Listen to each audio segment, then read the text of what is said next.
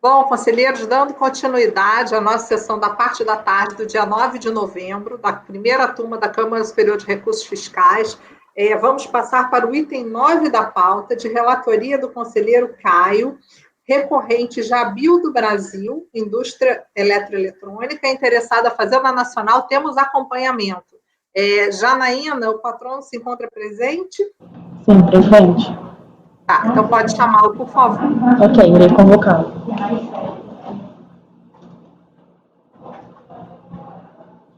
Item 9 da pauta, doutora Priscila, seu processo será julgado agora. Por favor, verifique a mensagem privada no chat. Item 9 da pauta, doutora Priscila, seu processo será julgado agora. Por favor, verifique a mensagem privada no chat. A patrona foi convocada, presidente. Ok, Janaína, muito obrigada.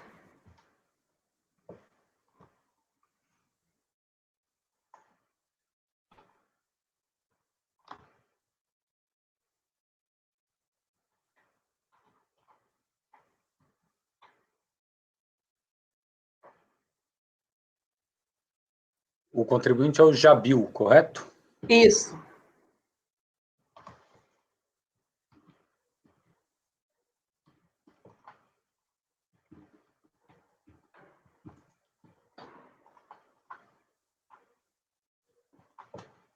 Doutora Priscila, boa tarde. Peço para a senhora abrir a câmera, por favor. Boa tarde. Boa tarde, seja bem-vinda à nossa sessão. A senhora vai fazer o acompanhamento, né? Isso. Por favor, conselheiro Caio, o senhor está com a palavra. Muito obrigado, presidente. O voto já está na pauta, na pasta, para os demais colegas. Trata-se aqui de um recurso especial interposto pela contribuinte em face do acórdão final 027, proferido pela terceira ordinária da primeira Câmara, em 9 de abril de 2014, que negou o provimento ao voluntário apresentado pela contribuinte, mantendo a não homologação da compensação. Aqui eu trago a ementa que elucida para os colegas o tema.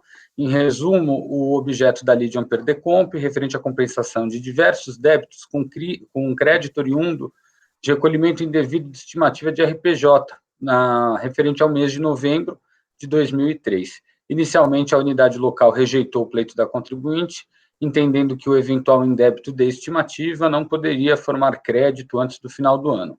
A seguir, eu trago um trecho do relatório do voluntário, o qual eu resumo aqui para vocês, que a DRJ nega provimento à manifestação de conformidade por entender que, aí entra o celeuma que sobe, ele discorda da impossibilidade jurídica da estimativa formar crédito, então ele entende que a estimativa pode se formar crédito, sendo possível, então, esse indébito, mas a contribuinte não teria trazido provas para evidenciar esse crédito, então ela nega pela carência de provas.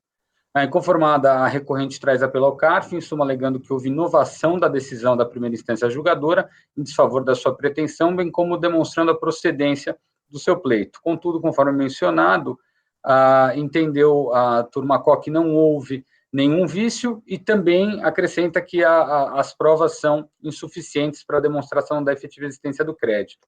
Intimada, a contribuinte não opõe embargo de declaração, interpondo diretamente o especial sobre análise, demonstrando a existência de divergência jurisprudencial sobre o tema, no sentido de que não poderia agora ter sido apreciada em instância recursal a matéria, né, a existência, a quantificação do crédito, enquanto a primeira fez uma recusa objetiva por conta da impossibilidade legal da existência desse crédito. O processado especial foi denegado, a priori, pela existência da demonstração de divergência.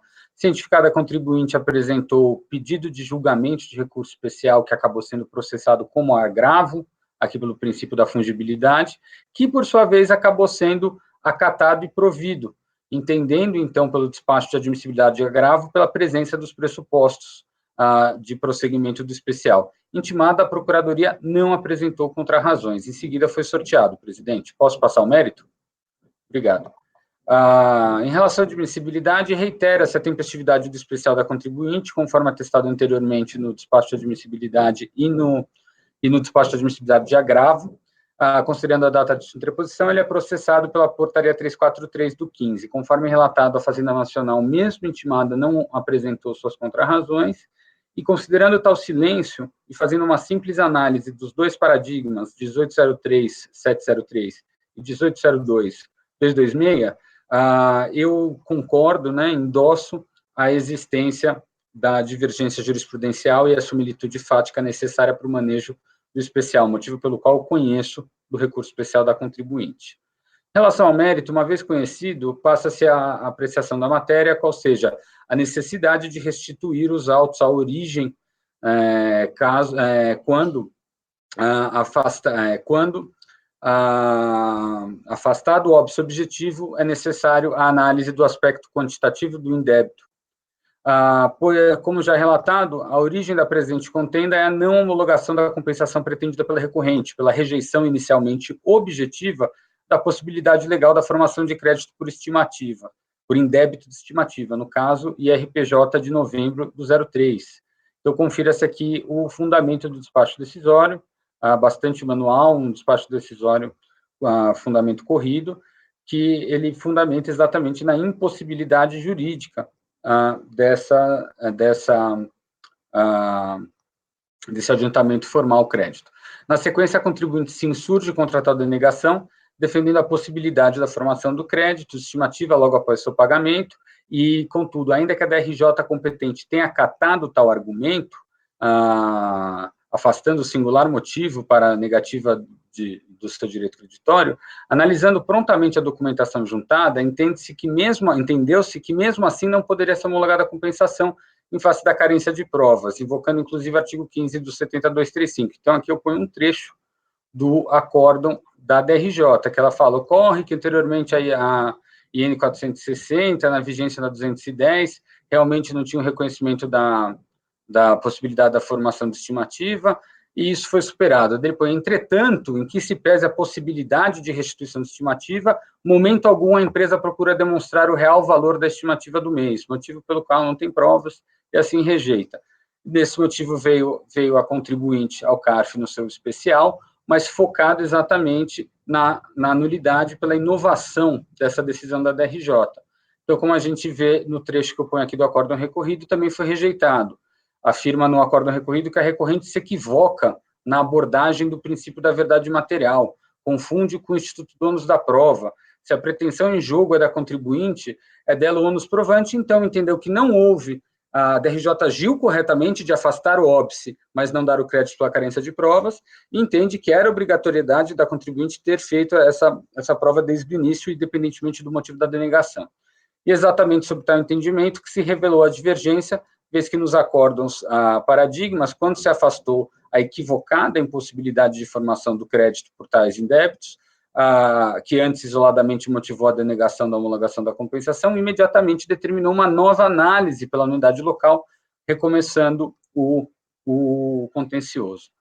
Pois bem, a celeuma jurídica inicial ela é objeto da súmula CARF 84, que eu colaciono aqui, contudo, o que é agora apresentado a esta primeira turma da CSRF não é propriamente tal tema, mas o debate de correção e validade das decisões que ao afastarem essa equivocada limitação legal, acabaram espontaneamente procedendo à verificação de existência e certeza do crédito, correspondente com os elementos presentes nos autos, mantendo a não homologação.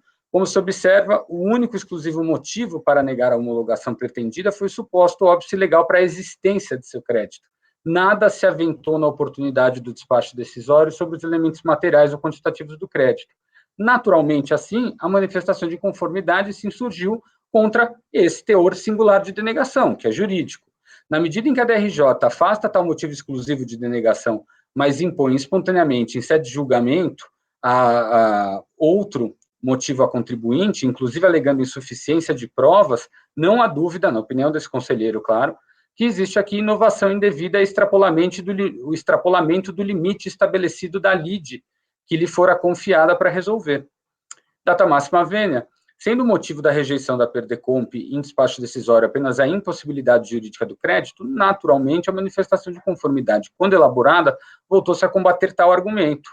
Impor contra a contribuinte apenas no julgamento da manifestação de conformidade carência de documentação exigida aos litigantes no termo do artigo 15 do 7235, beira, data máxima vênia, o atentado à observância do princípio da lealdade devida pela administração pública aos administrados.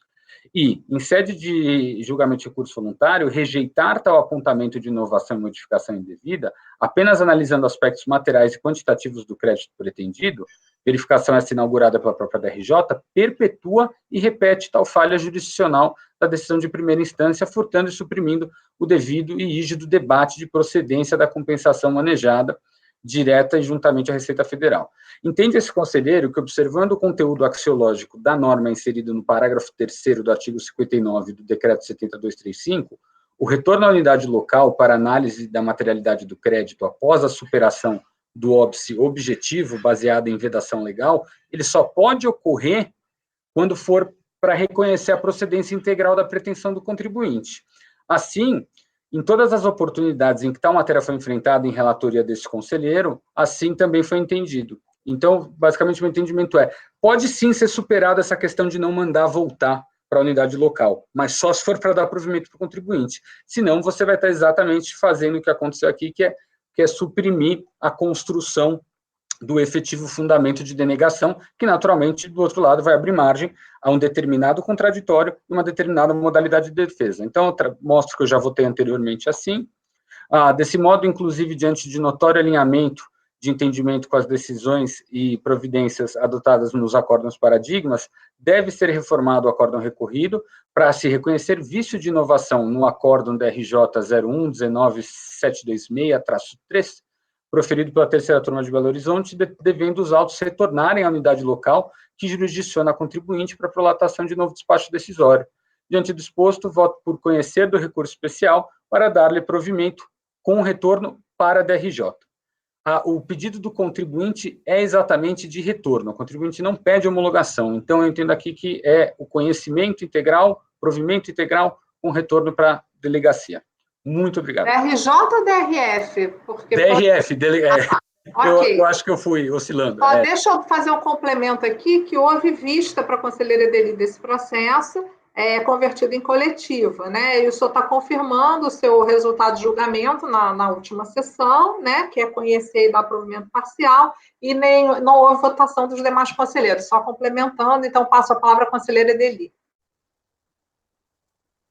Ok, vista a minha declaração de voto na pasta, acompanho o relator no conhecimento integralmente, né, a admissibilidade eu tive participação, né, acho que em sede de agravo, o paradigma é muito claro, né, em mostrar que em reformar a decisão da DRJ que inova, né, diante de um despacho decisório que era só de impossibilidade de pedir, porque era em débito de estimativa, e então no conhecimento acompanho integralmente, no mérito acompanho pelas conclusões, né, aí esses casos sempre tem que ser caso a caso, né, e aí acho que a minha ressalva maior é em relação ao acórdão que o relator cita, 1402003428, porque ele evidencia a solução correta, mas o precedente lá é diferente porque a DRJ lá manteve a impossibilidade de pedir. E aí o colegiado, apreciando essa situação, disse, não, retorna à origem para analisar porque é possível o pedido.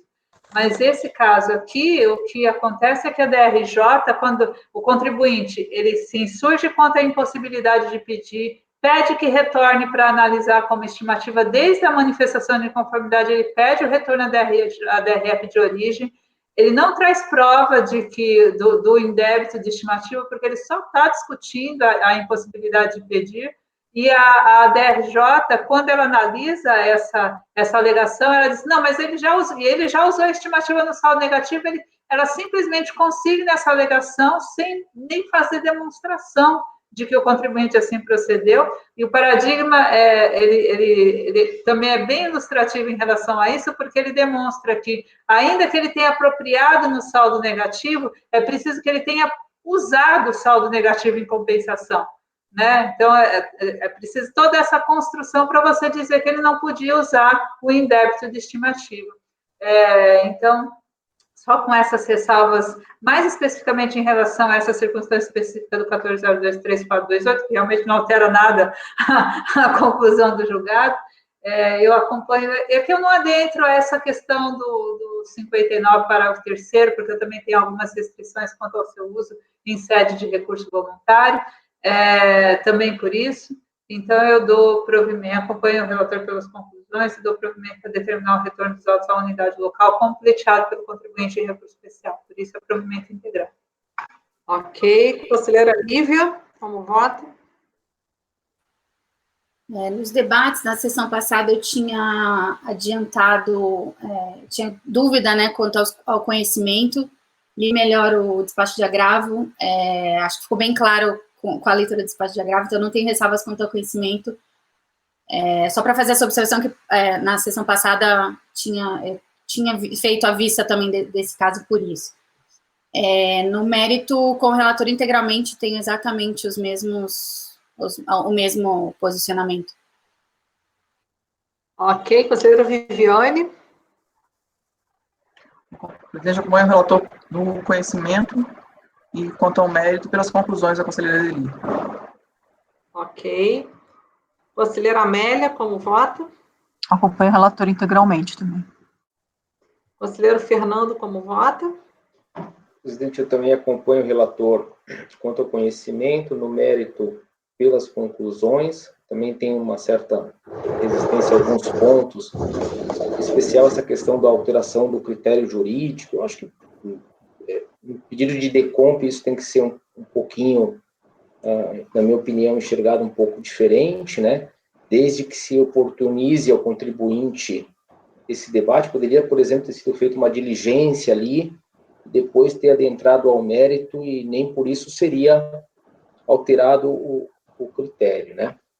Mas entendo que a DRJ também não poderia, daquela maneira como fez, imediatamente indeferir aquele pedido sem uma análise mais aprofundada. Por essas razões, eu também entendo que deva voltar para a unidade de origem, mas acompanho pelas conclusões também. Ok. Conselheiro Toselli, como vota? Eu também sou um pouco mais flexível com essas regras processuais para processos decorrentes de decomp. Então, eu não vejo com tanto rigor critério jurídico, inovação. Então, nesse sentido, eu acompanho pelas conclusões. Eu também vou acompanhar o Dr. Caio pelas conclusões.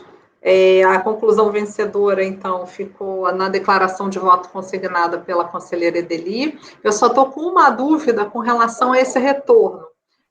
Por conta de ser um novo... Eu não concordo que seja um novo despacho, e sim reexame de uma situação que já foi posta. E em função da situação trazida pelo contribuinte, da mudança da sua sistemática, é que eu fiquei na dúvida, porque pode haver homologação tácita se tiver um novo despacho decisório, que não, na minha concepção não é o caso.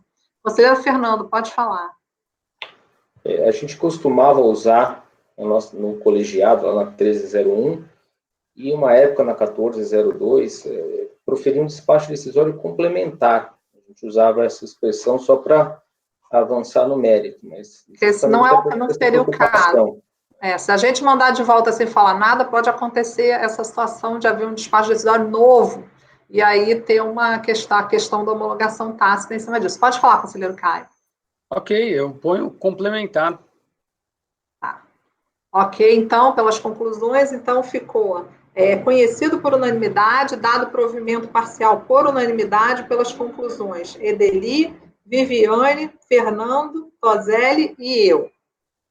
A doutora Lívia acompanhou integralmente, a doutora Amélia integralmente. Pode falar, conselheiro Caio. DV Adeli. Está com o microfone desligado. Pelo que eu entendi aqui, então, prevaleceu as conclusões. Certo. Só que, pelo que eu entendi, a única ressalva do Toselli em relação ao meu voto é que ele entende que não houve modificação, correto? Do critério. Pode falar, Toselli. Porque é isso que eu estou eu estou numa posição intermediária, vamos dizer assim. Eu não sou foi a mesma conclusão. A conclusão é a mesma, é que eu acho que o voto com a devida vênia, eu não iria ficar tão rigoroso com as normas processuais. Então, quando você afirma categoricamente que é inovação e alteração de critério jurídico, eu já não vejo dessa forma. Eu acho que é algo que vai aparecendo e é inerente ao processo de compensação, entendeu? Perfeito, mas é diferente Diferente, concordo com você, da Caio. declaração de voto. Então, Doutor é isso. Caio. Eu acho que A fundamentação da doutora Edeli, de qualquer maneira, é vencedora. Mesmo a conclusão que o do conselheiro Tozelli Tozelli seria um seja outro diferente. Outro fundamento. Pode falar, conselheiro Fernando, e em seguida, conselheira Edeli. Salvo o melhor juízo, o conselheiro Caio tinha colocado que o provimento era total. Isso. Porque era esse o pedido do contribuinte, né? Então, no dispositivo é provimento total, né? Não é parcial, é isso mesmo? Não, pelo que está... Não, peraí, gente. É total. O pedido do contribuinte é retorno à delegacia. Sim. Por que a vista está parcial aqui? Bom, isso aqui foi para a vista, né? Então, tudo bem. Então, é total, ok. Foi o pedido dele, né? Tá. Então, o provimento é dar provimento. Então, vou proclamar de novo. Por unanimidade de votos, conhecido o recurso e foi dado provimento pelas conclusões Edeli, Viviane, Fernando, Andréia e Tozelli por outros fundamentos, ok? E DV Edeli, certo? Então, doutora, muito obrigada pela sua participação. Até uma próxima ocasião. Só uma dúvida, por gentileza. Pois então, não. vai voltar para a DRF Sim. e vai ser feito um despacho decisório complementar? Sim. Isso vai depender da DRF, né? Tá ok. A gente está mandando de volta para lá. Tá ótimo. Muito obrigada pela atenção. Nada, boa tarde. Boa tarde. Bom,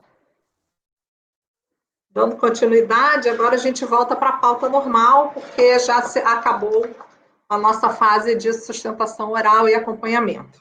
Então, vamos iniciar com o item 1 da pauta, de relatoria da conselheira Edeli, Itaú Bancos, a recorrente é Itaú Bancos, e a interessada é a Fazenda. A vista foi pedida por mim, se a conselheira Edeli quiser... Todos já tinham votado, eu só fiquei naquela questão de resolver como é que eu me posicionaria nesse contexto, né? Eu ainda não tive a oportunidade de levar para esse colegiado a posição em relação a essa situação de já ter da prova ser levada ao conhecimento do colegiado após o recurso voluntário. Então, a doutora Edeli, se quiser fazer um resumo, e aí depois eu posso, se alguém quiser, aí eu faço uma rodada de votação, enfim. Já me posicionei acerca da matéria. O caso aqui é recurso especial da contribuinte porque o colegiado ACO não apreciou provas que foram trazidas depois da interposição do recurso voluntário. Então, em si eram provas referentes à glosa de despesas. E o processo aí tem uma série de intercorrências aqui, por conta de desistência e tal, mas, em síntese, o que eu fiz no meu voto foi traçar o histórico das nossas decisões acerca de preclusão, das nossas decisões mais recentes, e para demonstrar que o 16, parágrafo 4º, a linha C, ele tem interpretação flexível, né, na medida em que as provas vêm dialogar com a decisão de primeira instância, né, para admitir provas juntadas depois do recurso voluntário, e aí eu fiz o contraponto com os outros casos em que a gente decidiu que as provas deveriam ser apreciadas, e coloquei esse caso aqui no extremo oposto daquele em que a contribuinte havia trazido provas depois do recurso voluntário, mas tanto o procedimento na DRF quanto a decisão na DRJ haviam sido extremamente rápidas, né? Então, foi o tempo, ele levou algum tempo para construir uma prova complexa de retenção na fonte por órgãos públicos, trouxe essa prova depois do julgamento do recurso voluntário, antes de 2 anos do julgamento do recurso voluntário, e a turma não apreciou, se recusou a apreciar essa prova. Naquele caso, eu votei pela possibilidade de apreciação da prova. Esse caso, a circunstância dele, a prova vem 16 anos depois da ocorrência do fato gerador.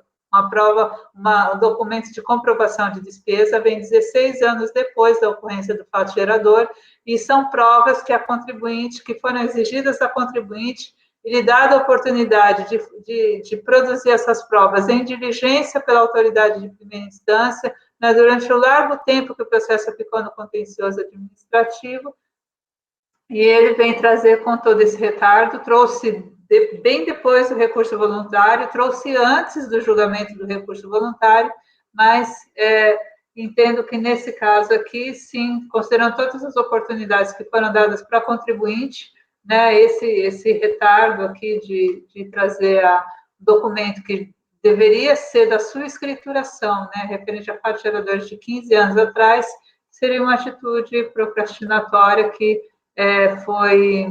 foi validamente rechaçada pelo acórdão no colegiado ACO, e por isso eu nego o provimento ao recurso especial da contribuinte. Se no acórdão 4563 foi possível relativizar as exigências da legislação em razão da complexidade da prova apresentada e da proximidade das datas de questionamento e juntados os esclarecimentos aos autos, no presente caso situado no extremo oposto, quando tomadas tais referências, reconheço a correção do acórdão recorrido e nego o provimento ao recurso especial da contribuinte.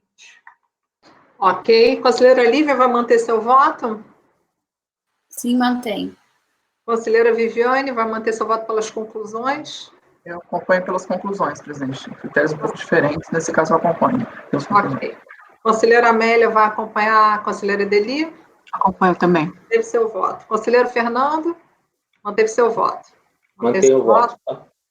Para acompanhar a relatora, tá? Conselheiro Tozelli deu provimento parcial, ok? Confere. Mantenho, presidente. Conselheiro Caio também deu provimento parcial, confere. Bom, Mantido. eu vou acompanhar a relatora. Não adianta a gente tentar afirmar convicções acerca dessa matéria, porque cada caso vai ser um caso, e realmente 16 anos depois não há o que se falar. Então, acompanho a relatora integralmente. Então, aqui no caso ficou conhecido por unanimidade e negado o provimento por maioria pelas conclusões conselheira Viviane e conselheiro Tozelli e doutor Caio deram provimento parcial. Confere, gente? É isso, né? Ok. Então, passamos agora para o item 3 da pauta de relatoria da conselheira Viviane, recorrente à Fazenda Nacional, TI Brasil, Indústria e Comércio. Conselheira, quando estiver pronto, está com a palavra.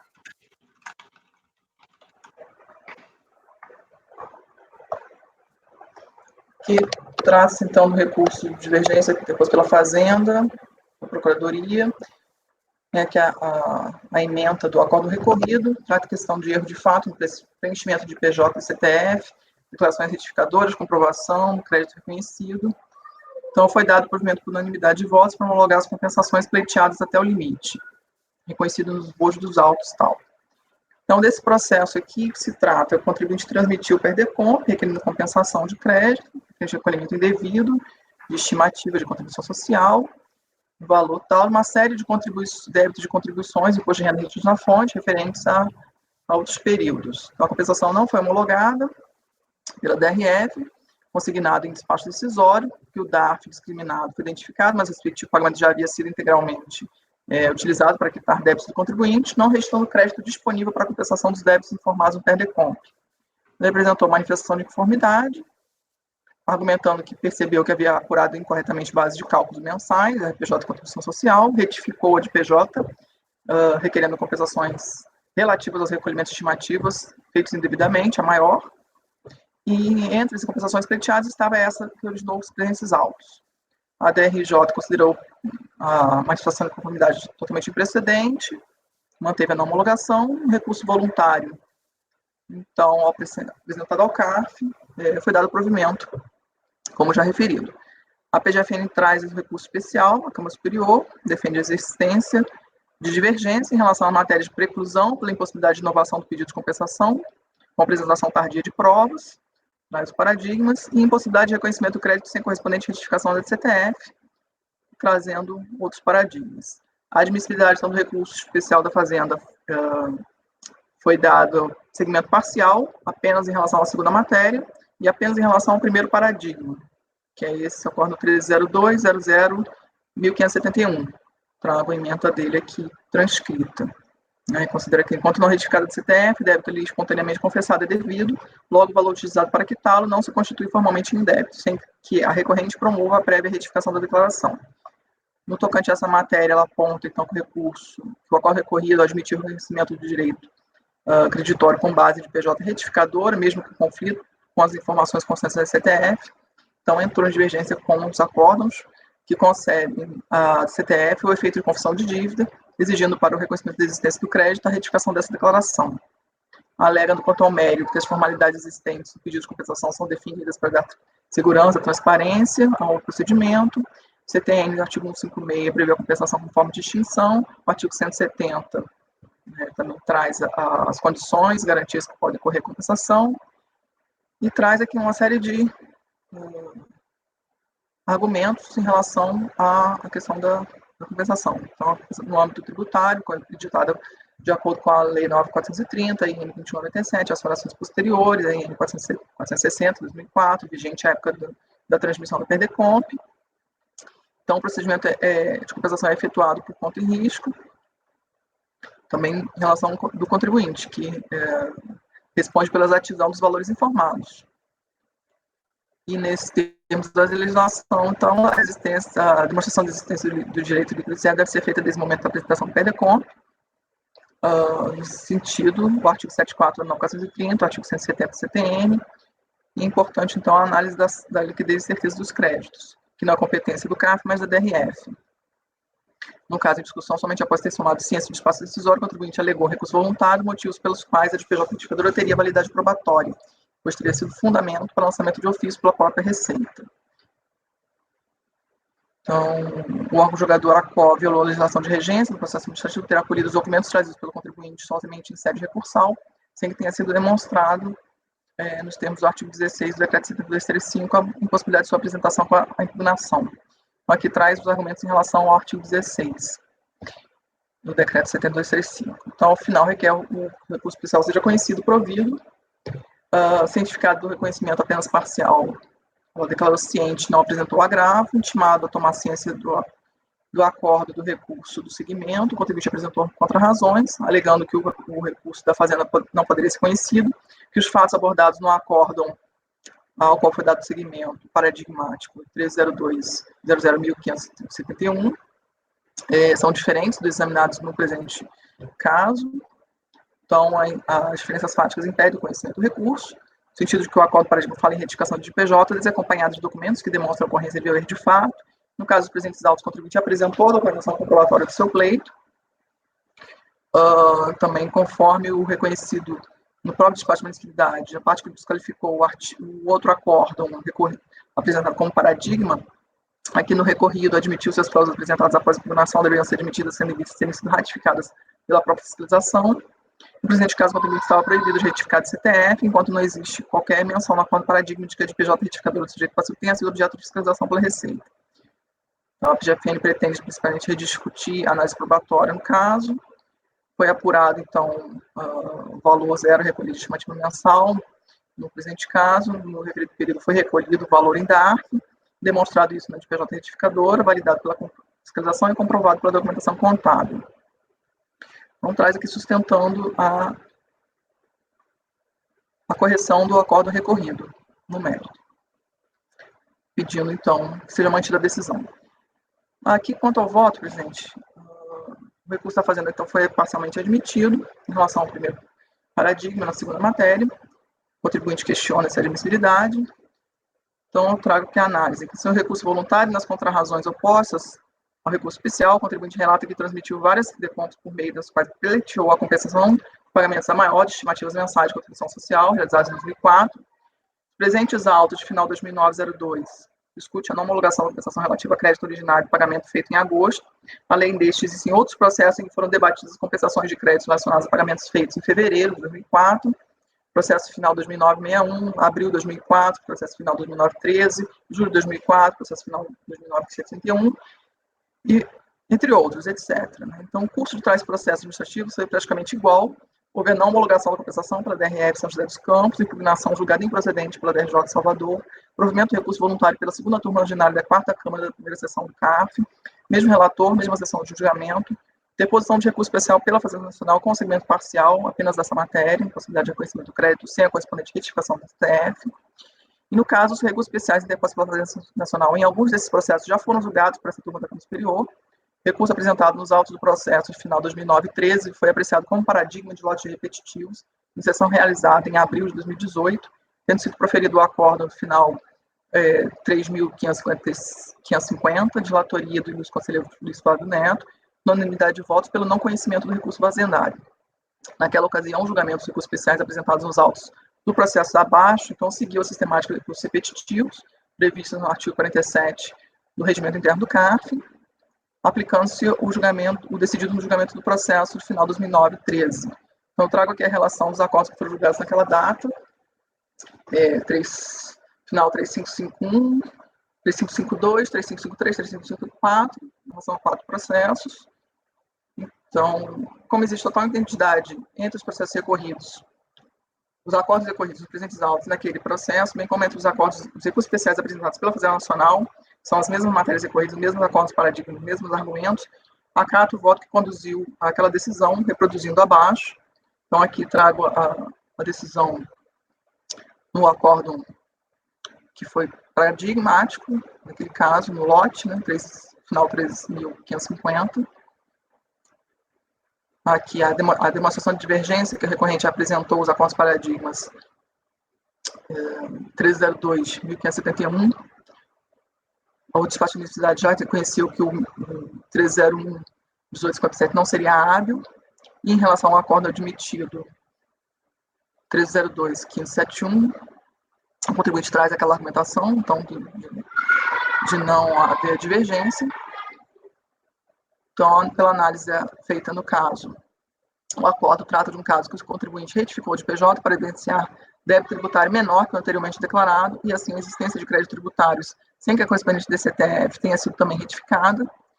Destaque o seguinte trecho do acordo 302.1571, que a nulidade da decisão recorrida alegada pela recorrente é a própria questão de mérito a ser apreciada pelo colegiado, ou seja, ela reside unicamente em saber se a falta de retificação da DCTF pode obstar o reconhecimento do direito creditório que aflorou da retificação apenas da de PJ, quando verificado que o DARF consubstancia o direito creditório pleiteado, objeto do pedido de compensação, for alocado pela própria recorrente para extinção do crédito do débito confessado na DCTF não retificada.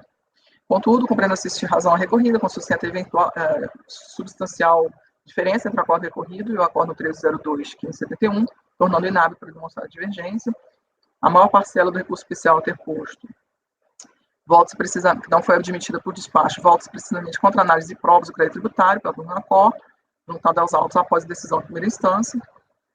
Ocorre que o acordo ACOR restou preponderantemente embasado na necessidade de análise de tais provas apresentadas pelo contribuinte por se tratar de caso submetido a despacho eletrônico, em que os dados são analisados mediante cruzamento eletrônico de informações, e entre as declarações, o contribuinte interessado não tem oportunidade de apresentar provas antes da aprovação da decisão administrativa. No caso dos presentes autos, as provas apresentadas pelo contribuinte foram detalhadamente analisadas pela decisão recorrida, que lhes compreenderia o hábito para demonstrar a legitimidade do crédito cuja compensação é requerida. Por sua vez, o acordo paradigma analisou a hipótese em que apenas a de PJ retificada teria sido apresentada como prova do crédito pleiteado, que foi considerado insuficiente.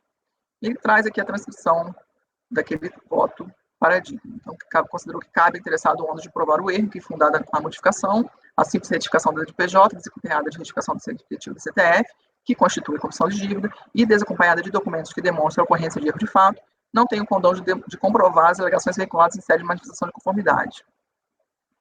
Então, continua o voto transcrito, assim, enquanto o acordo recorrido está preponderantemente embasado na apresentação de provas, além da mera retificação da de PJ, pela hora recorrida, quanto ao equívoco presente na DCTF e na legitimidade do crédito, cuja compensação é requerida, o acórdão 302.1571, indicado como paradigma, embasou-se justamente na não apresentação de provas, além da mera retificação da de PJ para a demonstração do crédito, cuja compensação é requerida. Não há, portanto, necessária similitude entre os acordos paradigmas requerido pelo artigo 767 do RICARF. Então, voto por não conhecimento do recurso especial interposto. Esse aqui foi o acórdão que eu transcrevo. Então, de fato, considero que a divergência de interpretação pressupõe que as decisões administrativas comparadas tenham sido construídas sobre premissas fáticas suficientemente semelhantes, cima das decisões divergentes, fundamentos de forma determinante peculiaridades fáticas inexistentes do contexto fático analisado pela outra decisão, não descaracteriza a divergência jurisprudencial requerida pelo artigo 67 do anexo 2 do RICARF. Assim, considerando a prévia manifestação desta turma da Câmara Superior em caso praticamente idêntico do mesmo contribuinte, acolho integralmente os termos do voto acima transcrito para concluir que o recurso especial da Fazenda Nacional não deve ser conhecido também neste caso, em razão da ausência de similitude entre o acordo recorrido e o acordo 302.571, necessária para a configuração da divergência substancial a respeito da matéria, impossibilidade com reconhecimento do crédito sem a correspondente retificação do CTF. Então, meu voto é pelo não conhecimento do recurso, presidente. Ok, conselheira Edeli. Acompanho a relatora e reitero meu voto no Fernando pela medalha Leopoldo de Bulhões, que é um absurdo o recurso especial contra uma decisão sua como essa, com a relatora. Conselheira Lívia, como vota? Com a relatora. Conselheira Amélia, como vota? Com a relatora. Conselheiro Fernando? Presidente, agradeço aí a menção da conselheira Edeli, eu também voto com a relatora. Ok, conselheiro Toselli? Eu também acompanho, presidente. Conselheiro Caio? Com a relatora. Eu também acompanho, então foi NCU. Passamos para o item 4, NCU é não conhecido por unanimidade. Item 4 da pauta, relatoria da conselheira Lívia, recorrente à Fazenda Nacional, interessada é RAI Química. Conselheira, quando estiver pronta, só te estou com a palavra. Se tiver ruim, então me avisem, que acho que estava ruim a minha conexão, né? Alguém fala. É recurso da Fazenda, em face do acórdão 1803-002-611, compensação não homologada, erro de preenchimento na DCTF, no caso. A recorrente alega divergência quanto ao decidido no acórdão recorrido pelo fato de este ter assegurado imediatamente o direito creditório sem determinar o retorno ao dado de origem e apresenta, então, dois paradigmas. O recurso especial foi admitido inicialmente com análise apenas do acórdão do primeiro paradigma, 102.00750, reproduz aqui os termos do despacho de admissibilidade. Em exame de admissibilidade complementar, a presidente substituta negou o seguimento ao recurso quanto ao outro paradigma que não havia sido analisado, por entender que quanto a esse não houve divergência. A Fazenda tomou ciência do despacho de admissibilidade complementar e informou que não apresentaria agravo. O sujeito passivo foi informado e não se manifestou. Passo ao voto, então, né? Passo lá para o trecho final do meu voto. O trecho inicial é as observações quanto ao conhecimento. No caso, embora não tenha havido questionamento por parte do recorrido quanto à admissibilidade do recurso, compreendo que a questão merece análise mais detida. No caso, o voto vencedor do acórdão recorrido é sintético, eu reproduzi integralmente o trecho, são 3 parágrafos. Então, ele fala assim: constou do voto vencido o seguinte: em sede de manifestação de conformidade, alegou a hora recorrente que, por um equívoco, foi inicialmente declarado na DCTF original o débito no valor de tanto, o valor correto seria tanto, o valor menor, conforme constam dos valores registrados no livro contábil diário e no razão. Consultando as páginas indicadas pela recorrente, isso é o voto vencedor já. Convenci-me da existência do alegado erro, uma vez que o valor correto, no caso, além de constar da contabilidade, também foi devidamente indicado na DIPJ retificadora, apresentada antes do competente despacho decisório de não homologação. Por isso que o voto, no caso, o acórdão recorrido, deu provimento parcial ao recurso para que o órgão local prossiga na análise do direito creditório, abstraindo-se do comprovado erro de preenchimento na DCTF. Como se percebe, aí eu, voltando ao meu voto, eu falando agora. Como se percebe, o acórdão recorrido tratou de situação em que o sujeito passivo alegou erro no preenchimento da DCTF, tendo tal decisão analisado os documentos apresentados pelo litigante e concluído que tal erro estaria comprovado. Essa foi a premissa para a determinação de que os autos retornassem à unidade de origem, para que essa analisasse a compensação declarada em DECOMP, abstraindo-se do então erro comprovado de preenchimento da DCTF. Ressalto que no caso dos autos não há dúvida de que a DIPJ, embora a retificadora foi apresentada antes do despacho decisório, de maneira que não está em discussão qualquer erro de preenchimento na DIPJ, apenas da DCTF. O paradigma admitido, 102.00750, por sua vez, trata de situação em que o sujeito passivo alega erros de preenchimento não da DCTF, mas da DECOMP e da DIPJ. Quanto aos alegados erros de preenchimento da DECOMP, o voto condutor do paradigma entendeu que esses não estariam comprovados. Nesse ponto, na verdade, o sujeito passivo estaria pleiteando a inclusão de novo crédito. Tal discussão nada se assemelha aos presentes autos. Quanto ao alegado erro de preenchimento na DIPJ, O voto condutor do paradigma determinou que tais erros fossem analisados pela unidade de origem, em face da DECOMP original, ante a premissa de que a informação contida em tal declaração, quer dizer, na DIPJ, teria caráter de presunção simples, admitida assim prova em contrário, bem como por considerar haver indícios na escrita fiscal de que o que deveria prevalecer ante a divergência entre a DIPJ e a DECOMP seriam as informações constantes da DECOMP. Tal premissa não pode ser adotada para os erros de preenchimento da DCTF, eis que, diferentemente da DIPJ, essa declaração tem natureza constitutiva do crédito tributário e não meramente declaratória. Reproduz aqui os trechos do voto condutor do paradigma que me levaram a concluir o que eu disse acima, caso alguém precise consultar. Então, eu dizendo, compreendo que tal precedente não serve de paradigma para o caso dos autos, já que analisou erros de preenchimento de diferentes declarações, no caso dos autos da DCTF e no paradigma da DIPJ. Tais declarações têm naturezas e efeitos diversos, a começar pelo fato de que somente a DCTF é constitutiva do crédito tributário. E não se pode dizer que o voto condutor do paradigma, o que o voto condutor do paradigma diria se estivesse diante de um alegado erro de preenchimento de DCTF. Especificamente, não se pode concluir se tal voto manteria sua premissa de que as informações têm caráter de presunção simples, se estivesse diante da DCTF. E sem tal premissa, não se sabe o que teria determinado o retorno dos autos à unidade de origem. Na verdade, o próprio recurso especial da Fazenda incorre em erro de fato. Eu fui analisar o recurso da Fazenda, o que ela teria alegado, e ela alega que houve erro de preenchimento da DIPJ, transcrevo aqui trecho. Então, eu acho que a própria Fazenda se confundiu ao fazer o recurso, aparentemente. E aí, eu trouxe um paradigma errado. Então, eu dizendo, assim da contraposição dos fundamentos das emendas e dos votos, compreendo que a recorrente não logrou êxito em comprovar o dissenso jurisprudencial, e por isso oriento meu voto para não conhecer do recurso especial. Ok. Conselheira Edeli. Vou acompanhar a relatora pelas conclusões. Eu não consigo enxergar o que a Procuradoria está falando aqui, que a turma pode reconhecer o crédito pleiteado pelo contribuinte em função do crédito estar indicado na DIPJ. Não, é só admitir que o erro não pode impedir a análise. Né? Essa foi a decisão e determinou o retorno. Então, se a discussão é quanto ao retorno, os acordos são convergentes. Né? Só por essas minhas impressões aqui, mas nem iria tão longe quanto a conselheira Lívia foi, né? Mas só para deixar pelas conclusões, porque não conferi a parte seguinte que parei antes, tá? Mas também não conheço. Ok. Conselheira Viviane. Acompanho a conselheira relatora, que eu não analisei também a continuação. Vou pelas conclusões também. Ok. Conselheira Amélia, como vota? Acompanho a relatora. Conselheiro Fernando, como vota? Acompanho a relatora. Conselheiro Toselli, como vota? Eu acompanho a relatora, presidente. Conselheiro Caio, como vota? A relatora. Eu também acompanho a relatora, então, por unanimidade não conhecido, e pelas conclusões, doutora Edeli e doutora Viviane. Gente, vamos fazer um intervalinho de 15 minutos, tá? Daqui a pouco... pode parar a gravação, Janaína.